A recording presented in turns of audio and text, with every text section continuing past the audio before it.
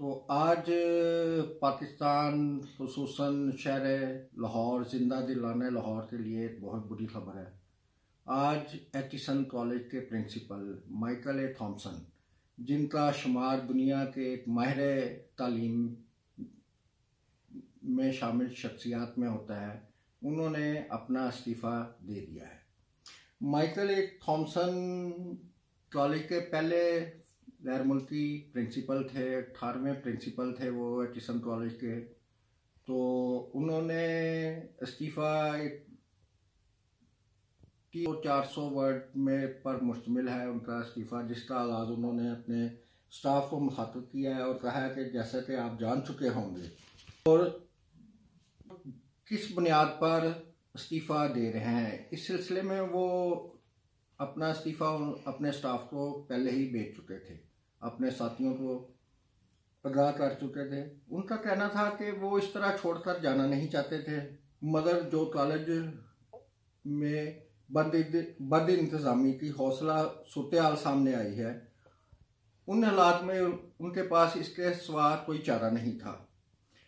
Mister Thompson ने कहा है कि गवर्नर हाउस के मुतसबाना और इक़दामात और स्कूल की गवर्नेंस और नज़्म नसर, नेपोटिज्म और पॉलिटिक्स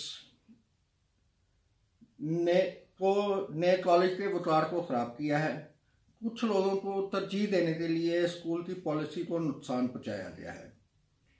स्कूल और कॉलेज में सियासत और नेपोटिज्म अकरबा परवरी की कोई गुंजाइश नहीं और 1 अप्रैल के बाद वो कॉलेज की मैनेजमेंट और दाखिलों में उनका कोई किरदार नहीं होगा। कहना था कि वो जितना अरसा भी इस कॉलेज के प्रिंसिपल के ओहदे पर फ़राइज़ सरअंजाम देते रहे हैं, उसमें उन्होंने कॉलेज की कदर मंजिलत और वक़ार में इजाफा करने की हर मुमकिन कोशिश की है और इस सिलसिले में जो भी इक़दाम उठाए हैं स्कूल के दीगर स्टाफ की हर मुमकिन तावन हासिल था और बिला तफरीक उन्होंने इस सिलसिले में अपनी पॉलिसियाँ इख्तियार की। गवर्नर पंजाब के हुक्मनामे के मुताबिक उन्होंने बच्चों की फ़ीस माफ़ की। कॉलेज के प्रिंसिपल ने मंजूर शुदा छुट्टी के दौरानिए के बाद स्कूल ज्वाइन न करने पर आहत चीमा के बच्चों को दाखिला भी मनसूख किया था। गवर्नर पंजाब ने प्रिंसिपल का वो ऑर्डर भी मुस्तरद कर दिया था। आहत चीमा 9 दिसंबर 2023 में नैब ने फरिश्ता करार दिया था, जबकि 22 फरवरी 2018 में ये इमरान दौर था और उस दौर में इन्हें गिरफ्तार किया गया था और ये DGLDA के तौर पर फ़राइज़ सरअंजाम दे रहे थे और इन पर आशियाना केस था। इस केस में शहबाज शरीफ भी मुलव्वस थे।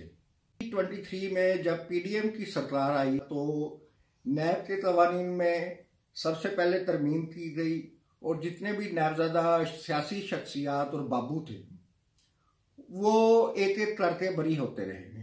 शहबाज शरीफ, जरदारी, आहत चीमा, फवाद हसन फवाद, उसके बाद एंड में शरीफ फैमिली के सबसे बड़े लीडर नवाज शरीफ, मरियम नवाज, कैप्टन सफदर और इसका आखिरी नुक्ता अंजाम था हुसैन नवाज और हसन नवाज की बड़ी करप्शन केसेस में, एवन फील्ड केसेस में रेफरेंसेस। तो अगर हम माजी में जाते हैं तो माइकल थॉम्सन का यह पहला इस्तीफ़ा नहीं था। इससे पहले भी वो एक बार इस्तीफ़ा दे चुके थे। वो दौर था नवाज हुकूमत का।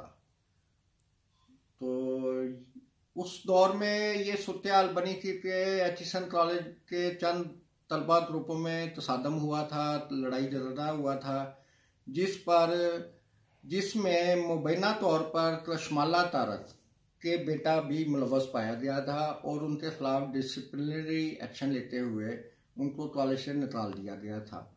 उस वक्त भी उन पर दबाव डाला गया था, मगर उन्होंने दबाव बर्दाश्त करने की बजाय इस्तीफ़ा देना बेहतर जाना था। ताहम उस दौर में इमरान खान की हुकूमत थी और गवर्नर पंजाब थे चौधरी सरवर, और उस दौर में चौधरी सरवर ने उन्हें इस्तीफ़ा वापस लेने पर मजबूर कर दिया था और कहा था कि कॉलेज के वकार मेरिट पर किसी किस्म की मुदाखलत नहीं की जाएगी, तो ये मामला रफा दफा हो गया था। अब ये एजुकेशन एक ऐसा मसला है कि जिसमें बेशक इस इदारे में अशराफिया के बच्चे पढ़ते हैं, लेकिन तालीम पर कोई समझौता नहीं किया जा सकता।